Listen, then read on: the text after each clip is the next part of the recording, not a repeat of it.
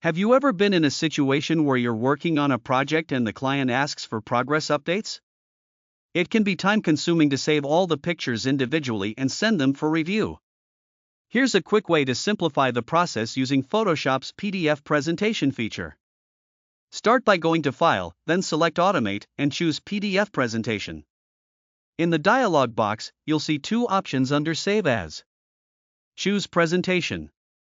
Now, if you want to include all the files currently open in Photoshop in the presentation, simply click on the All Open Files option.